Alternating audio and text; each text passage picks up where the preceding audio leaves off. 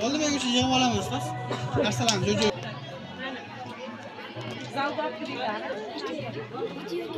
Ha, videoga olyapti. Videoga ol. Videoga olmasam nima qilyapman? Bas. Videoga olyapman.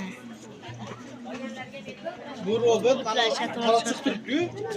Shu qora chiziq bo'yicha yurib, turli xil amallar bajaradi. Bu amallar bajarish uchun tagida o'zini sensor datchiklari bor. Mana bu ikkala datchigi pastdagi rangni aniqlab beradi qanchaligini. Qora yoki oqligini bilib, shu rang bo'yicha yuradi. Bu yondagi datchigi bo'lsa, bu to'siqlarni aniqlashga yordam beradi.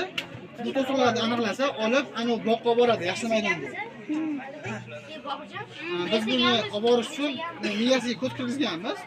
Turli xil kodlar bor. Bu kodlarni kirgizish orqali turli xil amallarni bajarsa bo'ladi bu robot orqali. Hozir sizlarga ko'rsatib beraman qisqacha bittasini.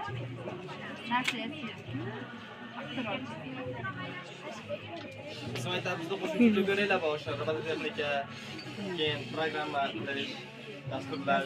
Bu bolamiz o'zi viloyatlarda robototexnikada olimpiadalarda qatnashgan, o'rinlarda olgan bolalar.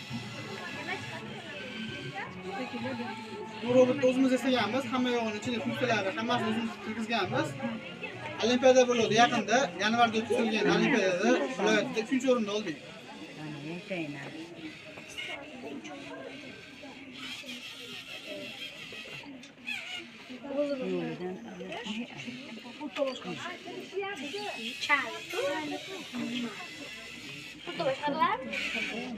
Pultda ichiga dastur kirgizib qo'yganmiz. O'zi avtomatik bu datchiklar orqali ranglar sezib o'zi bajarib yuraveradi amallarini.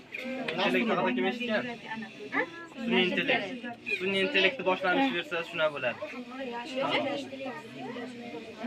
Bu robot hech kim boshqarmaydi, u o'zini o'zi boshqaradi. Dasturni boshqaradi.